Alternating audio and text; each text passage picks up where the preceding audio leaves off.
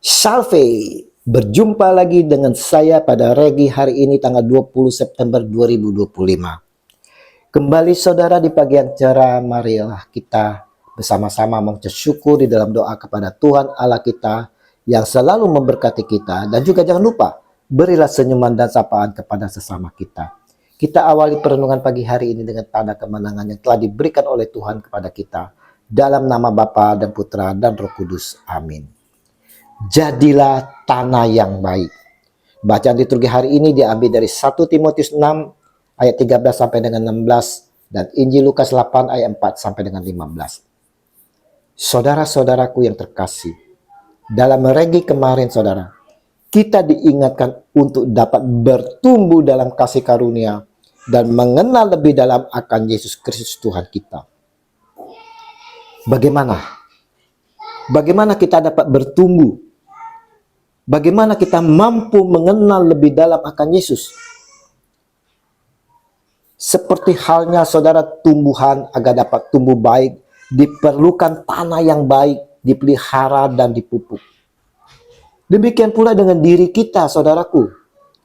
Agar dapat bertumbuh dalam kasih karunia, maka kita harus mempersiapkan lahan tanah yang baik, yaitu hati yang baik.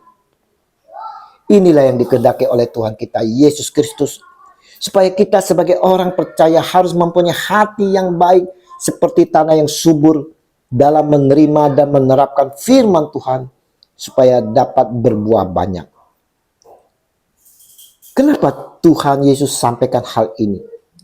Harus mempunyai hati yang baik seperti tanah yang subur.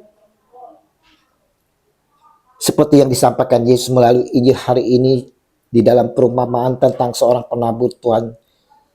Yesus menggambarkan ada 4 tipe hati manusia, saudara. Dan kita mau lihat masing-masing tipe hati ini. Dan kita termasuk tipe yang mana? Yang pertama, saudara. Hati yang digambarkan seperti tanah di pinggir jalan.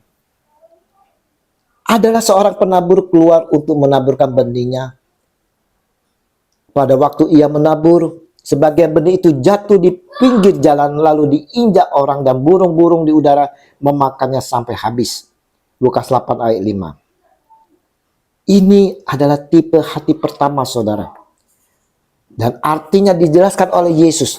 Benih itu ialah firman Allah yang jatuh di pinggir jalan itu ialah orang yang telah mendengarnya, saudara.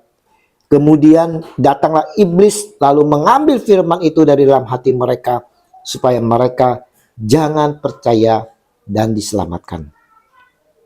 Lukas 8 ayat 11 sampai dengan 12. Tipe yang kedua, saudara, hati yang digambarkan seperti tanah yang berbatu-batu. Sebagian jatuh di tanah yang berbatu-batu dan setelah tumbuh ia menjadi kering karena tidak mendapat air. Lukas 8 ayat 6. Tipe hati kedua ini, saudara, artinya, saudara, orang yang telah mendengar firman itu menerimanya dengan gembira. Tetapi mereka itu tidak berakar. Mereka percaya sebentar saja. Dan dalam masa pencobaan mereka murtad. Lukas 8 ayat 13. Inilah, saudara, gambaran kenapa ada orang Kristen yang menjadi murtad dan menyangkal Tuhan Yesus, saudara. Karena sesungguhnya mereka menerima firman dengan gembira, tetapi tidak berakar. Sehingga mereka tidak percaya dengan sungguh-sungguh, saudara. Dan saat menghadapi cobaan dan tekanan hidup atau pengaruh dari luar, mereka menjadi murtad dan meninggalkan Tuhan Yesus. Ketiga, saudara, hati yang digambarkan seperti semak duri. Sebagian lagi jatuh di tengah semak duri dan semak itu tumbuh bersama-sama dan menghimpitnya sampai mati. Lukas 8 ayat 7. Tipe hati ketiga ini artinya, saudara, yang jatuh dalam semak duri ialah orang yang telah mendengar firman itu dan dalam pertumbuhan selanjutnya, saudara, mereka terhimpit oleh kekhawatiran dan kekayaan dan kenikmatan hidup. Sehingga mereka tidak menghasilkan buah yang matang. Lukas 8 ayat 14.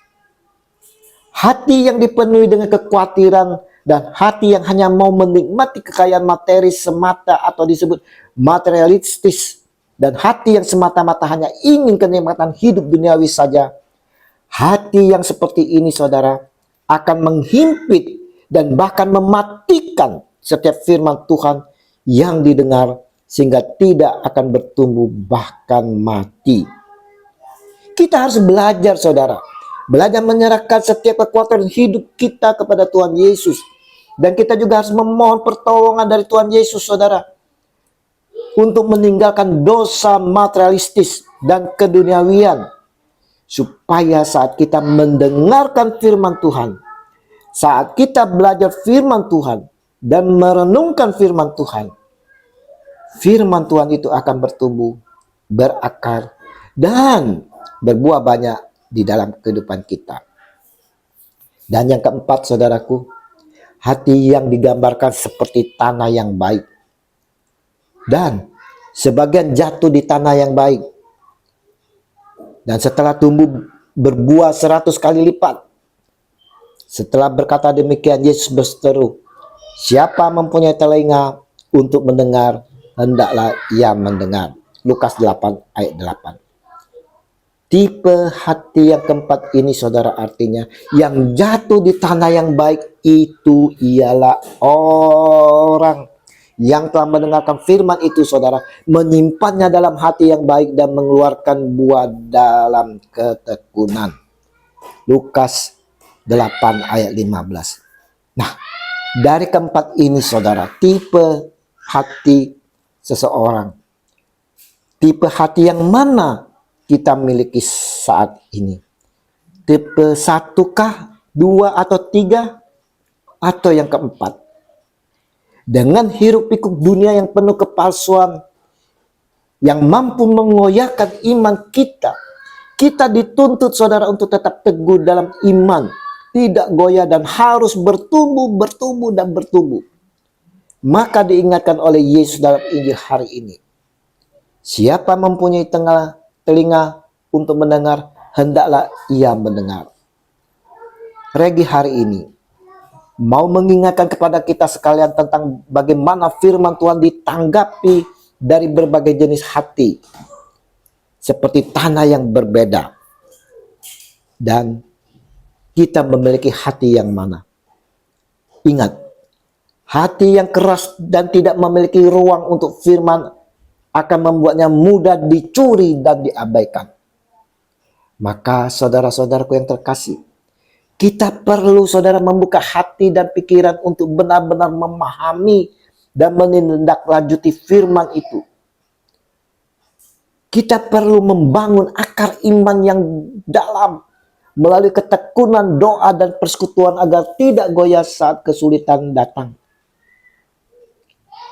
Kita perlu memprioritaskan Tuhan di atas kekayaan dan kesenangan duniawi. Kita yang mendengar firman hendaklah menyimpannya dalam hati yang baik dan jujur, lalu melakukannya sebagai pelaku firman, menghasilkan buah dalam ketekunan. Mari kita mau, saudara, mengevaluasi hati kita, saudara, dan berdoa agar Tuhan menjadikan kita tanah yang subur, hati yang tulus dan baik, agar firman-Nya dapat berakar, bertumbuh, dan menghasilkan buah yang berlipat-lipat ganda dalam hidup kita, dan kita akan menjadi berkat bagi banyak orang. Tuhan Yesus memberkati kita sekalian di mana saja kita berada. Amin. Dalam nama Bapa dan Putra dan Roh Kudus. Amin. Shalom Aleihim.